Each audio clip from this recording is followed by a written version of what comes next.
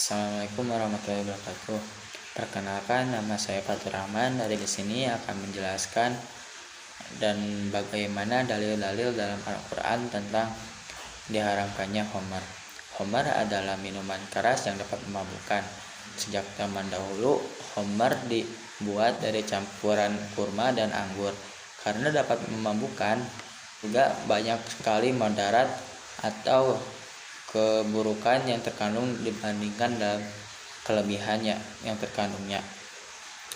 Maka dari itu Allah Subhanahu wa taala mengharamkannya khamar, dan mengonsumsi minuman keras atau khamar adalah perbuatan haram dan dilarang, tidak hanya karena ketaatan kepada Allah Subhanahu wa taala dan Rasulnya.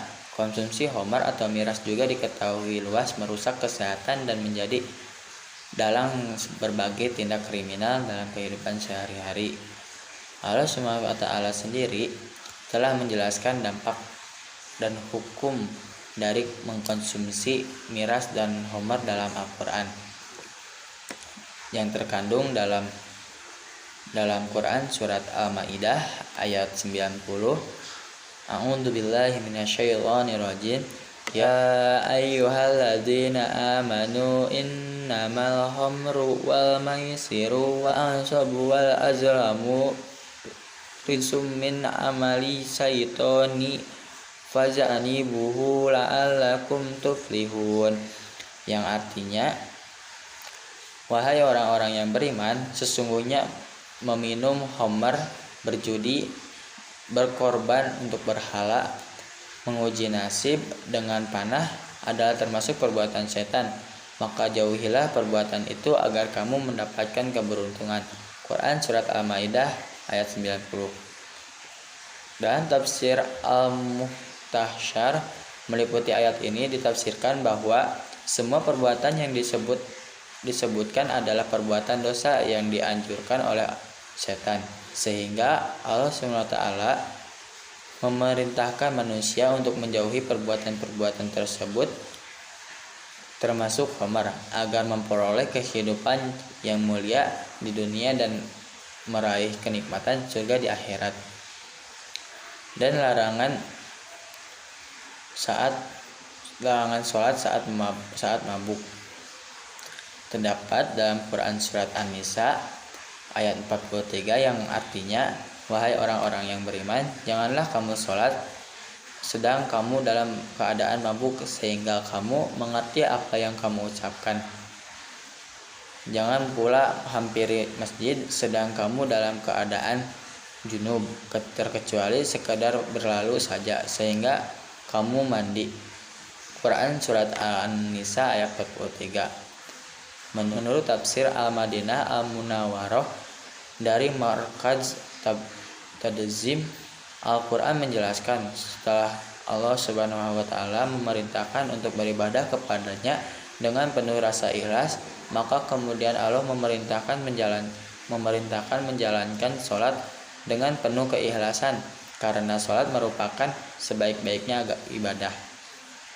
Oleh sebab itu Allah melarang hamba-hambanya yang beriman untuk melakukan sholat ketika dalam keadaan mabuk sampai dia sadar kembali, sehingga mengetahui apa yang akan dia bacakan dan dia lakukan dalam sholatnya.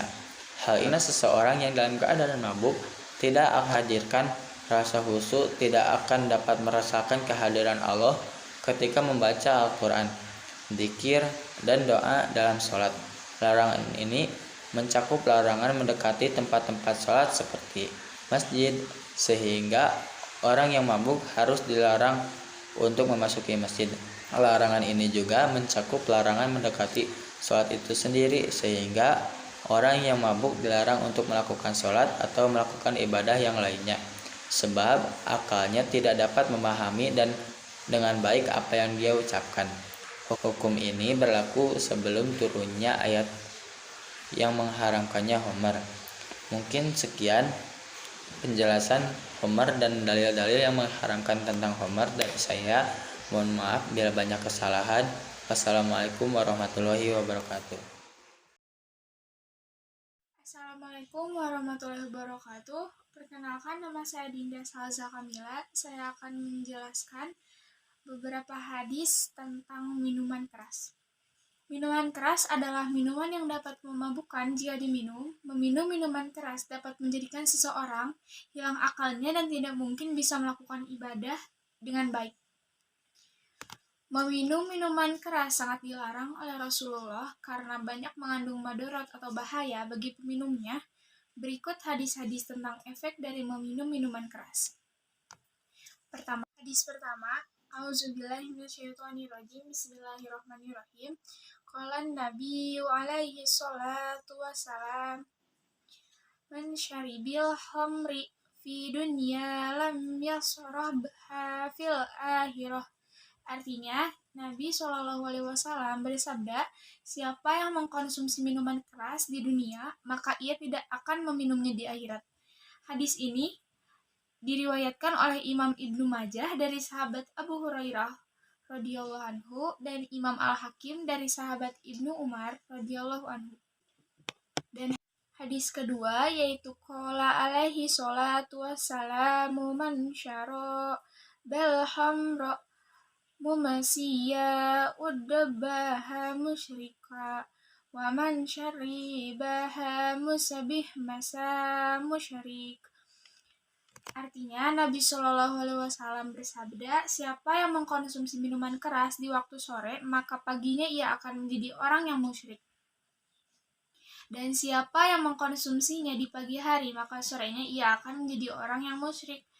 Berdasarkan penelusuran kami, belum menemukan riwayat hadis ini. Begitu pula dengan Imam An-Nawawi Al-Bantani ketika mensyarah hadis ini tidak menjelaskan periwayatan. Dan hadis ketiga yaitu waqala alaihi salatu wassalam syaribul khamri ka'abidillati walauj.